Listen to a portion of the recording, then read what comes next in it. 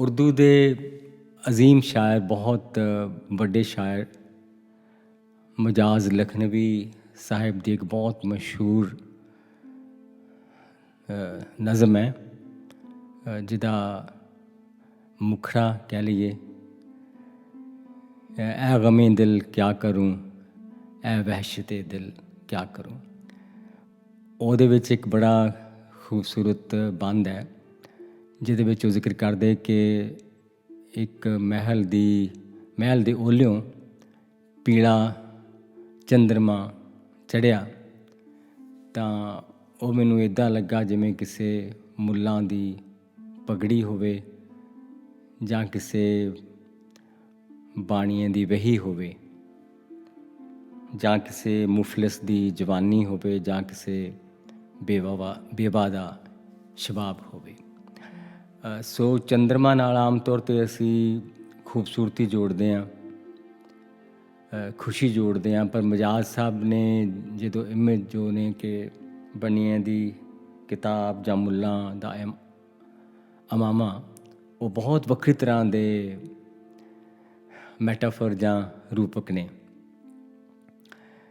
ਤੋ ਇਹ ਜੋ ਤੁਲਨਾ ਹੈ ਕਿ ਸਾਨੂੰ ਕੋਈ ਚੀਜ਼ ਕਿਹੋ ਜਿਹੀ ਲੱਗੀ ਜਾਂ ਕੀ ਦੇਖ ਕੇ ਸਾਨੂੰ ਕੀ ਯਾਦ ਆਇਆ।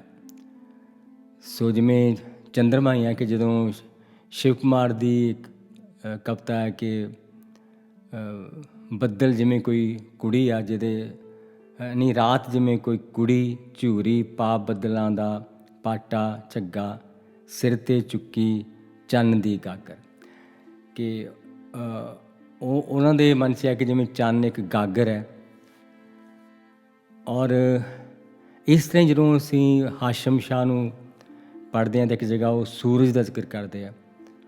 ਸੂਰਜ ਨੂੰ ਦੇਖ ਕੇ ਉਹ ਬਹੁਤ, ਯਾਨੀ ਸ਼ਾਇਦ ਉਹਨਾਂ ਨੇ ਜੋ ਜ਼ਿੰਦਗੀ ਦੇਖੀ ਉਹਦੇ ਕਰਕੇ ਅਸੀਂ ਉਹ ਕਹਿੰਦੇ ਕਿ ਸੂਰਜ ਆਖ ਨਾਹੀਂ ਇਹ ਚੜ੍ਹਿਆ, ਇਹ ਤਾਂ ਚਿਖਾ ਬੜੇ ਅਸਮਾਨੇ।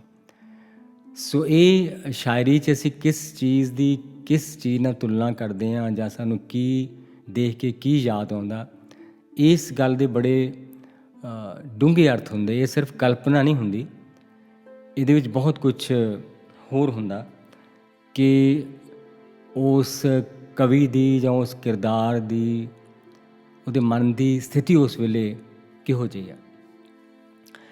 ਸੋ ਮੈਂ ਜਿਹੜੀ ਨਜ਼ਮ ਆਪਣੀ ਤੁਹਾਡੇ ਨਾਲ ਸ਼ੇਅਰ ਕਰਨੀ, ਉਹ ਉਸ ਨਜ਼ਮ ਦਾ ਨਾਂ ਹੈ ਕਿ ਝਰਨੇ ਬਾਰੇ ਜ਼ੇਬ ਨਿਸਾ ਦੀ ਕਵਿਤਾ।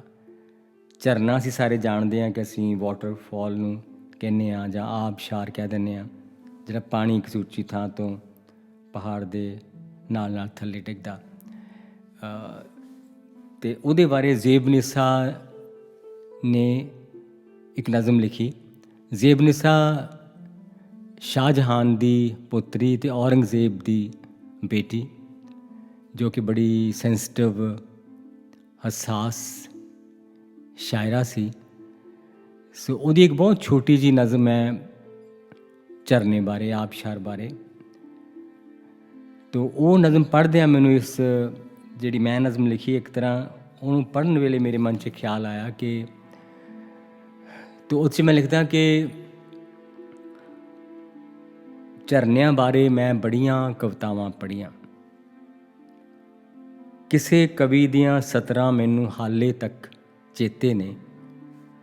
ਉਹ ਲਿਖਦਾ ਹੈ, ਝਰਨਾ ਵਗਦਾ ਇੱਦਾਂ ਲੱਗਦਾ ਜਿਵੇਂ ਕਿਸੇ ਸੋਹਣੀ ਦੀ ਪਿੱਠ 'ਤੇ ਕੂਹਾਂ ਲੰਮੇ ਵਾਲ ਪਲਮਦੇ। ਅਤੇ ਇੱਕ ਚੀਨੀ ਕਵੀ ਨੇ ਲਿਖਿਆ, ਝਰਨਾ ਵਗਦਾ ਇੱਦਾਂ ਲੱਗਦਾ ਰੱਬ ਜਿਉਂ ਮੇਰੀ ਭਾਸ਼ਾ ਦੇ ਵਿੱਚ ਕਵਿਤਾ ਲਿਖਦਾ ਹੋਵੇ। ਚੀਨੀ ਭਾਸ਼ਾ ਅਸੀਂ ਉੱਪਰੋਂ ਹੇਠਾਂ ਨੂੰ ਲਿਖਦੇ ਹਾਂ, ਜਿਵੇਂ ਆਪਾਂ ਗੁਰਮੁਖੀ ਤਾਂ ਖੱਬੇ ਪਾਸਿਓਂ ਸੱਜੇ ਪਾਸੇ ਨੂੰ, ਅਤੇ ਇਸ ਤਰ੍ਹਾਂ ਸ਼ਾਹਮੁਖੀ ਹੈ ਸੱਜੇ ਪਾਸੇ ਤੋਂ ਖੱਬੇ ਪਾਸੇ ਨੂੰ ਲਿਖਦੇ ਹਾਂ। ਪਰ ਕੁਝ ਭਾਸ਼ਾਵਾਂ ਨੇ ਜਿਹੜੀਆਂ ਉੱਪਰੋਂ ਹੇਠਾਂ ਨੂੰ ਲਿਖੀਆਂ ਜਾਂਦੀਆਂ। ਤੋ ਸੋ ਇਸ ਲਿਖੇ 'ਤੇ ਇੱਕ ਚੀਨੀ ਕਵੀ ਨੇ ਲਿਖਿਆ, ਝਰਨਾ ਵਗਦਾ ਇੱਦਾਂ ਲੱਗਦਾ ਰੱਬ ਜਿਉਂ ਮੇਰੀ ਭਾਸ਼ਾ ਦੇ ਵਿੱਚ ਕਵਿਤਾ ਲਿਖਦਾ ਹੋਵੇ। ਸੈਆਂ ਅਣਦਿਸਦੇ ਹੱਥਾਂ ਸੰਗ ਲੱਖ ਕਰੋੜ ਬਲੌਰੀ ਸਤਰਾਂ ਹੇਠਾਂ ਵੱਲ ਨੂੰ ਆਉਂਦੀਆਂ ਸਤਰਾਂ, ਹੁਣੇ ਹੁਣੇ ਲਿਖ ਹੁੰਦੀਆਂ ਸਤਰਾਂ। ਪਰ ਇੱਕ ਕਵਿਤਾ ਜਿਹੜੀ ਮੇਰਾ ਸੀਨਾ ਚੀਰ ਗਈ ਸੀ, ਉਹ ਸੀ ਜ਼ੇਬ ਨਿਸਾ ਦੀ ਕਵਿਤਾ। ਉਹ ਵੀ ਐਵੇਂ 2 ਸਤਰਾਂ ਦੀ। ਜ਼ੇਬ ਨਿਸਾ, ਹਾਂ ਉਹੀ ਮੁਗਲ ਬਾਦਸ਼ਾਹ ਸ਼ਾਹਜਹਾਨ ਦੀ ਪੋਤੀ ਤੇ ਬੇਟੀ ਔਰੰਗਜ਼ੇਬ ਦੀ। ਜ਼ੇਬ ਨਿਸਾ ਲਿਖਦੀ ਹੈ, ਝਰਨਿਆਂ ਕੀ ਹੋਇਆ ਏ ਤੈਨੂੰ, ਦੱਸ ਤਾਂ ਮੈਨੂੰ ਕੀ ਤੇਰਾ ਸੰਤਾਪ, ਪੱਥਰਾਂ ਉੱਤੇ ਪਟਕ ਪਟਕ ਕੇ ਮੱਥਾ, ਇਹ ਜੋ ਰਾਤ ਦਿਨੇ ਤੂੰ ਕਰਦਾ ਰਹਿਣਾ ਏ ਵਿਰਲਾਪ। ਦ੍ਰਿਸ਼ ਦੇਖੋ ਤੇ ਦ੍ਰਿਸ਼ਟੀ ਦੇਖੋ, ਕਿਵੇਂ ਕਿਸੇ ਸੋਹਣੇ ਜਿਹੇ ਦ੍ਰਿਸ਼ ਨੂੰ ਦ੍ਰਿਸ਼ਟੀ ਬਦਲ ਕੇ ਰੱਖ ਦਿੰਦੀ ਹੈ ਕਿਸੇ ਦੁਖਦਾਈ ਦ੍ਰਿਸ਼ ਦੇ ਅੰਦਰ। ਪਰ ਫਿਰ ਮੈਨੂੰ ਚੇਤੇ ਆਇਆ, ਸ਼ਾਹਜਹਾਨ ਦੀ ਪੋਤੀ ਸੀ ਜੋ ਧੀਵੀ ਸੀ ਔਰੰਗਜ਼ੇਬ ਦੀ, ਉਸਨੇ ਆਪਣੇ ਜੀਵਨ ਦੇ ਵਿੱਚ ਕੀ ਕੁਛ ਤੱਕਿਆ। ਵਕਤ ਸਜ਼ਾ ਦਿੰਦਾ ਹੈ ਸਾਨੂੰ। ਇਸ ਨਜ਼ਮ ਦਾ ਮੈਂ ਇਸ ਤਰ੍ਹਾਂ ਇਹਨੂੰ ਖ਼ਤਮ ਕਰਦਾ ਕਿ ਵਕਤ ਸਜ਼ਾ ਦਿੰਦਾ ਹੈ ਸਾਨੂੰ, ਇਉਂ ਵੀ ਸਾਡੇ ਜ਼ੁਲਮਾਂ ਦੀ, ਕਿ ਸਾਡੇ ਧੀਆਂ ਪੁੱਤਰਾਂ ਦੇ ਸੋਹਣੇ ਨੈਣਾਂ ਵਿੱਚ ਇਉਂ ਭਰ ਜਾਂਦੀ ਘੋਰ ਉਦਾਸੀ। ਕਲ ਕਲ ਕਰਦੇ ਝਰਨੇ ਵੀ ਇੱਦਾਂ ਲੱਗਦੇ ਨੇ, ਜਿਉਂ ਪੱਥਰਾਂ 'ਤੇ ਪਟਕ ਪਟਕ ਕੇ ਮੱਥਾ ਰਾਤ ਦਿਨੇ ਕੋਈ ਰੋਂਦਾ ਹੋਵੇ। ਕੀ ਉਹ ਮੱਥਾ ਝਰਨੇ ਦਾ ਮੱਥਾ ਸੀ, ਜਾਂ ਕਿ ਸ਼ਾਹਜਹਾਨ ਦਾ ਮੱਥਾ, ਜ਼ੇਬ ਨਿਸਾ ਦਾ ਮੱਥਾ ਸੀ ਉਹ, ਜਾਂ ਖਬਰੇ ਔਰੰਗਜ਼ੇਬ ਦਾ। ਕਿ ਜ਼ੇਬ ਨਿਸਾ ਨੂੰ ਝਰਨਾ ਇਸ ਤਰ੍ਹਾਂ ਕਿਉਂ ਲੱਗਾ? ਸੋ ਉਹਦੇ ਪਿੱਛੇ ਉਹੀ ਜਿਹੜੀ ਮੈਂ ਤੁਹਾਨੂੰ ਨਾਲ ਸ਼ੁਰੂ 'ਚ ਗੱਲ ਕੀਤੀ ਕਿ ਜੋ ਮੈਟਾਫੋਰ ਜਾਂ ਰੂਪਕ ਜਿਹਨੂੰ ਅਸੀਂ ਕਹਿੰਦੇ ਕਿ ਉਹਦੇ ਬਹੁਤ ਮਨੋਵਿਗਿਆਨਕ ਕਾਰਨ ਹੁੰਦੇ ਆ ਕਿ ਸਾਨੂੰ ਕੀ ਦੇਖ ਕੇ ਕੀ ਯਾਦ ਆਇਆ, ਸਾਡੇ ਮਨ ਦੀ ਸਥਿਤੀ ਕੀ ਸੀ। ਅਤੇ ਸੋ ਇਸ ਲਈ ਜਿੰਨੀਆਂ ਬਾਕੀ ਮੈਂ ਕਵਿਤਾਵਾਂ ਦੇਖੀਆਂ ਉਹ ਸਾਰੀਆਂ ਝਰਨੇ ਬਾਰੇ ਖੁਸ਼ੀ ਦੀਆਂ ਕਵਿਤਾਵਾਂ ਸੀ, ਪਰ ਇਹ ਇੱਕੋ ਇੱਕ ਕਵਿਤਾ ਇੱਦਾਂ ਲੱਗੀ ਕਿ ਉਹ ਇੱਕ ਦੁੱਖ 'ਚੋਂ ਲਿਖੀ ਗਈ ਕਵਿਤਾ। ਸੋ ਇਹ ਸਮਝਣ ਲਈ ਕਿ ਮੈਟਾਫਰਸ ਦਾ ਜਾਂ ਰੂਪਕ ਦਾ ਸੋਮਾ ਸਾਡਾ ਦਿਲ ਹੁੰਦਾ, ਸਾਡਾ ਮਨ, ਕਵੀ ਦਾ ਮਨ ਹੁੰਦਾ, ਜਾਂ ਉਸ ਕਿਰਦਾਰ ਦਾ ਮਨ ਹੁੰਦਾ। ਸੋ ਇਹਨੂੰ, ਇਸ ਨਜ਼ਮ ਨੂੰ ਪੜ੍ਹਦਿਆਂ ਮੈਨੂੰ ਇਹ ਗੱਲ ਸਮਝ ਆਈ। ਤੋ ਬਾਕੀ ਜਿਹੜੀਆਂ ਮੈਂ ਨਜ਼ਮਾਂ ਇਹਦੇ 'ਚ ਤੁਲਨਾਵਾਂ ਦਿੱਤੀਆਂ, ਜੋ ਚੀਨੀ ਕਵੀ ਦੀ ਉਦਾਹਰਣ ਸੀ, ਉਹ ਮੈਂ ਆਪ ਹੀ ਸੋਚੀ ਅਤੇ ਆਪ ਹੀ ਲਿਖੀ ਕਿ ਚੀਨੀ ਕਵੀ ਇੱਦਾਂ ਕਹਿ ਸਕਦਾ। ਤੋ ਜਿਹੜੀ ਸੀ ਕਿ ਝਰਨਾ ਵਗਦਾ ਇੱਦਾਂ ਲੱਗਦਾ ਜਿਵੇਂ ਕਿਸੇ ਦੀ ਪਿੱਠ 'ਤੇ ਵਾਲ ਪਲਮਦੇ ਹੋਣ।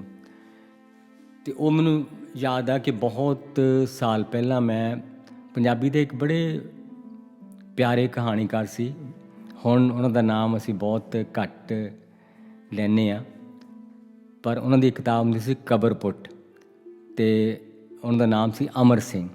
ਅਮਰ ਸਿੰਘ ਕਬਰਪੁੱਟ ਕਰਕੇ ਉਹਨਾਂ ਨੂੰ ਯਾਦ ਕਰਦੇ ਸੀ। ਉਹਨਾਂ ਦੀ ਕਹਾਣੀ 'ਚ ਇਹ ਤੁਲਨਾ ਸੀ ਕਿ ਉਹਦੇ ਪਿੱਠ 'ਤੇ ਕੇਸ ਇੱਦਾਂ ਸੀ ਜਿਵੇਂ ਝਰਨਾ ਵਗ ਰਿਹਾ ਹੋਵੇ। ਸੋ ਇਸ ਤਰ੍ਹਾਂ ਉਹ ਮੈਂ ਉੱਥੋਂ ਉਹ ਇਮੇਜ ਰੂਪਕ ਲਿਆ ਸੀ।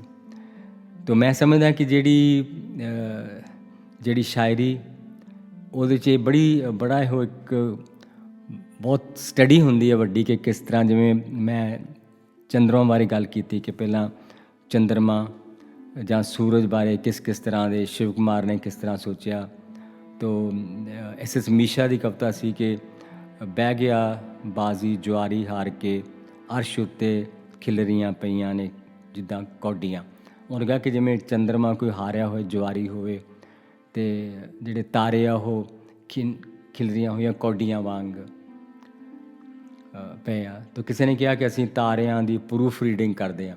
ਉਹਨੇ ਅਸਮਾਨ ਨੂੰ ਇੱਕ ਸਫ਼ੇ ਵਾਂਗ ਦੇਖਿਆ, ਪਰ ਗੁਰੂ ਨਾਨਕ ਸਾਹਿਬ ਉਹਨੂੰ ਇੱਕ ਆਰਤੀ ਦੇ ਥਾਲ ਵਾਂਗ ਦੇਖਦੇ ਆ। ਗਗਨ ਮੈਂ ਥਾਲ ਰਵੀ ਚੰਦ, ਦੀਪਕ ਬਣੇ ਤਾਰਿਕਾ ਮੰਡਲ ਜਨਕ ਮੋਤੀ। ਸੋ ਕਵਿਤਾ ਦਾ ਇੱਕ ਅਦਭੁਤ ਸੰਸਾਰ ਹੈ, ਮੈਟਾਫਰ ਦਾ ਸੰਸਾਰ ਜਾਂ ਰੂਪਕ ਦਾ ਸੰਸਾਰ।